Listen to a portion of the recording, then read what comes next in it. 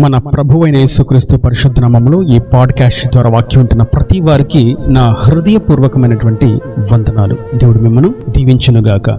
కీర్తనల గ్రంథం 61వ కీర్తన 3వ చరణం. నీవు నాకు ఆశ్రయముగా నుంటివి, శత్రువుల ఎదుట బలమైన కోటగా నుంటివి. యుగ యుగములు నేను నీ గుడారములో నివసించదను, నీ రెక్కల చాటున దాగుకొందును. చదివినటువంటి వాక్య భాగంలో మనం ఈ చరణానికి ప్రక్కన ఒక చిన్న మాటను చూస్తాం, సెలా అని. సెలా అనగా మనం యోచించవలసిన, ఆలోచించవలసిన, దానిని గూర్చి మనం పరీక్షించుకోవలసినటువంటి సన్నివేశము, సందర్భము అని దాని యొక్క అర్థము.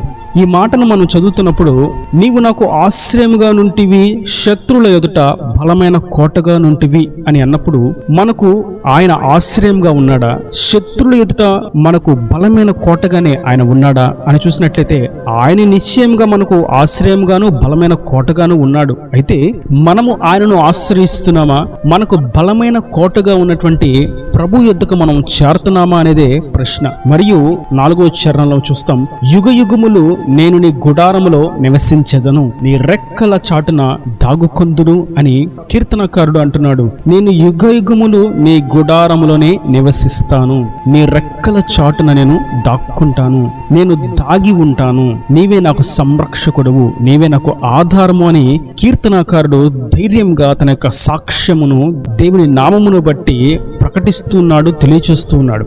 నేటి వాక్యం వింటున్నటువంటి నా ప్రియ సహోదరులారా, మనకు ఆయన ఆశ్రయంగా ఉన్నాడు, మనకు ఆయన బలమైన కోటగా ఉన్నాడు, మనకు ఆయన గుడారముగా ఉన్నాడు, మనకు ఆయన దాగుచోటుగా ఉన్నాడు. కనుక మనము దేనిని గురించి భయపడక ఆయన యొద్దకు, ఆయన చెంతకు, ఆయన సన్నిధికి మనము చేరినట్లయితే సమస్త విధమైనటువంటి కీడు నుండి, సాతాను తంత్రాల నుండి, చీకటి క్రియలలో నుండి మనం విడుదల పొందగలుగుతాం. అందుకే సామెతల గ్రంథకర్త ఈ విధంగా అంటాడు. సామెతల గ్రంథం 18వ అధ్యాయము 10వ వచనం, యెహోవా నామము బలమైన దుర్గము, నీతిమంతుడు అందులోనికి పరుగెత్తి సురక్షితముగా ఉండును.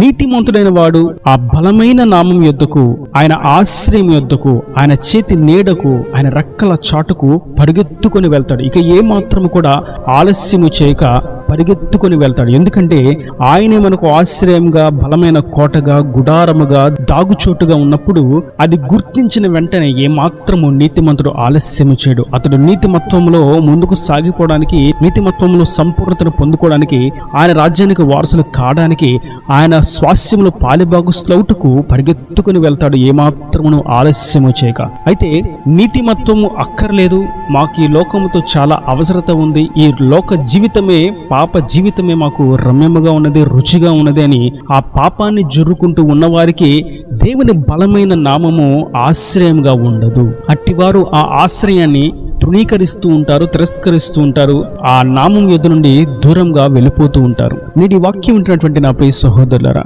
మనం ఆయన యొద్దకు చేరాలి, మనం నీతిమత్వంలో సంపూర్ణతకు చేరాలి, ఆయన రాజ్యానికి వారసులుగా మార్చబడాలి అన్నప్పుడు మనం ఆయన చెంతకు, ఆయన నీడకు మనం పరుగెత్తుకొని వెళ్ళవలసిన వారమై ఉన్నాము. దాని అర్థం మనం ఆయన రక్తంలో కడగబట్టకు, ఆయన సాక్షిగా జీవించుటకు, నోటితో ఆయన నామమును ఒప్పుకొని హృదయమును విశ్వసించుటకు ఏమాత్రమును ఆలస్యము చేయక వెంటనే ఆ పని చేయవలసిన వారమై ఉన్నాము. ఇక ఈ మాసము కాదు, వచ్చే మాసము, ఈ సంవత్సరం కాదు, వచ్చే సంవత్సరము, నూతన సంవత్సరం అని, క్రిస్మస్ అని, వచ్చే క్రిస్మస్ అని దినములను, మాసములను, సంవత్సరములను దొర్లింపక పరిగెత్తుకొని ఇక సమయం లేదు, ఇదే రక్షణ దినము, ఇదే అనుకూల సమయం అని గుర్తించి ఆయన చేతి నీడకు, ఆయన గుడారంలోనికి, ఆయన బలమైన కోటలోకి మనము వెళ్ళవలసిన వారమై ఉన్నాము. ఆయన పరిశుద్ధాత్మ శక్తి చేత నింపబడుటకు ఇదే సమయము అని, ఇక సమయము లేదు అని, ఆత్మ లేనివాడు ఆయన రాజ్యానికి వారసుడు కాదు అని గుర్తించి ఆయన బలమైన కోటలోకి, ఆయన పరిశుద్ధాత్మతో నింపబడేటువంటి అనుభవంలోకి వెళ్ళవలసిన వారమై ఉన్నాము.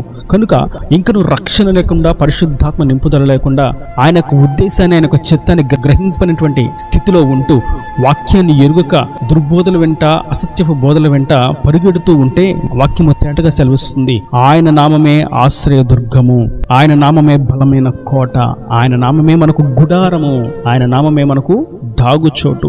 అయితే నేడు మనం గమనిస్తూ ఉన్నట్లయితే వారు కట్టుకున్నటువంటి విలాసవంతమైనటువంటి గృహాలే వారికి దాగుచోటు, వారికి అది బలమైన కోట, వారికి అది ఆశ్రయ దుర్గము. ఇంకా వాక్యం సెలవిస్తుంది, కొందరికి వారు దాచుకున్న ధనము ఆశ్రయ దుర్గముగా ఉంటుందని. సామెతల గ్రంథం 18వ అధ్యాయము 11వ వచనం. ధనవంతునికి వాని ఆస్తి ఆశ్రయ పట్టణము, వాని దృష్టికి అది ఎత్తైన ప్రాకారము. ధనవంతులకు వారి ఆస్తిని బట్టి, వారి ధనాన్ని బట్టి, వారి యొక్క స్థలాలను బట్టి, వారి యొక్క పొలాలను బట్టి, వారికి ఉన్నటువంటి స్వాస్థ్యాన్ని బట్టి అదే వారికి ఆశ్రయంగా, అదే వారికి ప్రాకారంగా భావిస్తూ ఉంటారు. మరికొందరు వారికి కలిగినటువంటి ఉద్యోగాన్ని బట్టి, వారికి కలిగినటువంటి వ్యాపారాన్ని బట్టి అదే వారికి ప్రాకారముగా, అదే వారికి బలమైన కోటగా భావిస్తూ ఉంటారు. ఇవన్నీ భ్రమపరుచు విషయాలు, ఈ లోకములో తుచ్చమైనటువంటి అభిలాషలకు సంబంధించినవి. ఇవి ఈ లోకములో బలమైనవిగా కనిపించినప్పటికీ లోకములో ఉన్నటువంటి పాపము నుండి మనలను రక్షింపనేరవు. ప్రభువు మనకు ఆశ్చర్యంగా ఉంటే, ప్రభువు మనకు బలమైన కోటగా ఉంటే, ఆయన గుడారంలో మనం చేరినట్లయితే, ఆయనే మనకు దాగుచోటుగా ఉన్నట్లయితే ఈ లోక పాపం ఏది కూడా మనను తాకలేదు. ఏ సాతాను చీకటి క్రియలు మన దగ్గరికి చేరలేవు, ఏ మంత్రపు క్రియలు మన యొద్దకు చేరలేవు, ఏ అపవాది తంత్రములు మన యొద్దకు చేరలేవు, ఏ శత్రువు మన గుడారం మీదకి దాడి చేయలేడు. నిశ్చయంగా ఆయన తన జనుల గుడారములను అగ్ని కంచె వేసి కాపాడుతాడు. యోబుని గురించి మనం అదే విషయాన్ని చూస్తాం. యోబుకు తన చుట్టూ మరియు తన యొక్క స్వాస్థ్యము చుట్టూ, తన ఆస్తిపాస్తుల చుట్టూ, తనకు కలిగిన యావత్తు చుట్టూ ప్రభు కంచె వేసి కాపాడాడు. దాని అర్థం, ప్రభు ప్రాకారంగా కలిగి ఉంటే ఆ ప్రాకారంలోకి, ఆ బలమైన కోటలోకి ఉన్నటువంటి నీతిమంతులను ఆయన సంరక్షిస్తాడు, కాపాడుతాడు, క్షేమాన్ని కలుగు చేస్తాడు, శత్రు దాడి కలుగకుండా నెమ్మదిని కలుగు చేస్తాడు. మనమైతే నేటి దినాన ఈ విషయంలో ఆలోచించవలసిన వారమై ఉన్నాము. మనకు నిజమైనటువంటి బలమైన కోటగా ప్రభు ఉండగా ఆయనను మనం ఆశ్రయించి ఉన్నామా? ఆయన మనకు దాగుచోటుగా ఉండగా ఆయనలో మనం దాగుకొని ఉంటున్నామా? ఆయనే మనకు ఆశ్రయ దుర్గముగా ఉండగా ఆయనను మనం ఆశ్రయిస్తున్నామా? ఆయన గుడారంలోకి మనం చేరుతున్నామా అని మనల్ని మనం స్వీయ పరీక్ష చేసుకునవలసిన వారమై ఉన్నాము. ఒకవేళ ఈ లోకములో ఉన్నటువంటి వాటిని ఆశ్రయించి అవే బలమైన కోట, అవే బలమైన, ఇదే మాకు ఎత్తైన ప్రాకారము, అదే మా దాగుచోటు అని అనుకున్నట్లయితే, భావించినట్లయితే ఒకానొక రోజు అవన్నీ రెక్కలు కట్టుకొని వెడలిపోవలసిన పరిస్థితి రాబోతుంది. ఆ దినమున ఆశ్రయంగా ఉన్నవన్నీ వారిని విడిచి నిరాశ్రయులుగా చేసి వేస్తాయి. ఆ సందర్భంలో ఆశ్రయం కొరకు ఎటు పరిగెడదామనుకున్నా ఆశ్రయము దొరకనే దొరకదు. ఆ దినమున సత్యము కొరకు ఎంత ఎదురు చూసినా, ఎంత ప్రాకులాడినా, ఎంత వేగిరపడినా ఆ సత్యము, ఆ సత్యదేవుడైనటువంటి ప్రభువు దొరకనే దొరకడు. ఆ సత్య వాక్యము అందనే అందదు.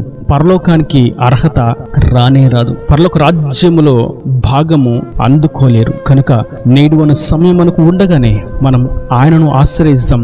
ఆయనే మనకు బలమైన కోటగా ఉన్నాడు, మనలను సంరక్షించే రక్షణకర్త, మనము దాగుకోవడానికి సరైనటువంటి దాగుచోటు. ఈ మాట పలికినటువంటి కీర్తనాకారుడైనటువంటి దావీదు ప్రతి విషయంలో కూడా జయమును చూస్తూ, ప్రతి శత్రువును సులువుగా ఓడిస్తూ, ప్రతి అపవాది తంత్రాలను గుర్తిస్తూ విజయోత్సవంతో ఊరేగుతూ ఉన్నాడు దేవుని చేత. ఆయన చేతనే బలహీనుడిగా, ఎన్నికలేని వాడుగా, తృణీకరింపబడిన వాడుగా ఉన్నటువంటి దావీదు బలమైనటువంటి జనముగా మార్చబడ్డాడు. ఇజ్రాయేలుల 12 గోత్రములు పాలించేటువంటి రాజుగా నిర్ణయించబడ్డాడు. అతని ఆధిపత్యములో సమస్త జనులు ఉండినట్లుగా వారి యొక్క యోగక్షేమములు అతని చేతికి అప్పగించబడినటువంటి ఉన్నత స్థాయిలో నిలబడగలిగాడు. దేవుడు అట్టి స్థాయిని దావీదుకు అనుగ్రహించాడు. మనం కూడా అట్టి విధంగా ఆయనే మనకు ఆశ్రయదుర్గముగా ఉన్నాడు అని ఆయన బలమైన కోటలోనికి మనం ప్రవేశించినట్లయితే రక్షణ పొందుకోవడానికి, పరిశుద్ధాత్మను పొందుకోవడానికి, మారు మనసును పొందుకోవడానికి, ఆయన చిత్తానుసారంగా జీవించడానికి, మనల్ని మనం ఆయనకు ప్రతిష్ఠించుకుని ఆయన గుడారములకు మనం ప్రవేశించినట్లయితే మనలను సైతమైన తేజరిల్లింపచేస్తాడు, ఉజ్జీవింపచేస్తాడు, బలపరుస్తాడు, ఆశీర్వదిస్తాడు, కావలసిన సమస్తమును సమకూరుస్తాడు. ఇక ఎవరు ఏ చీకటి క్రియలు చేశారని విన్నా, ఎవరు చెడు కలలు వచ్చినాయని అనుకున్నా, శత్రువుల దండు దిగింది అని తెలిసిన, అపవాది మనలను పడవేయడానికి ప్రయత్నిస్తున్నాడు అనే సంగతి మనకు తెలిసిన, మనం వాటిని గురించి దిగులు పడవలసినటువంటి, భయపడవలసినటువంటి అక్కర లేనే లేదు.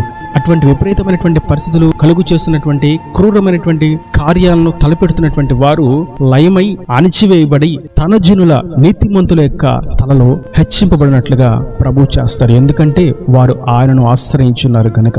దావీదు జీవితంలో ప్రభు అదే చేశారు. సౌలును అణిచివేసి దావీదు చిగురును మొలిపింపచేశాడు, ఆశీర్వదించాడు, అనేక జనములకు సాక్షిగా తేజరిల్లింపచేశాడు. కనుక అట్టి విధంగా మనం ఆయనను ఆశ్రయిస్తాం, ఆయన బలమైన కోటలోకి మనము ప్రవేశిస్తాం. ఈ నదిని మాటలు ప్రతి వాని హృదయంలో నీరుకట్టి ఫలింపచేయును గాక. ఆమేన్. God bless you.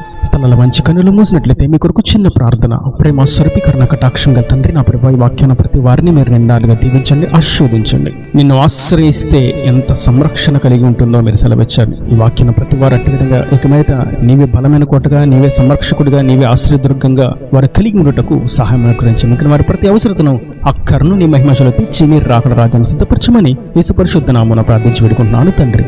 Amen, amen.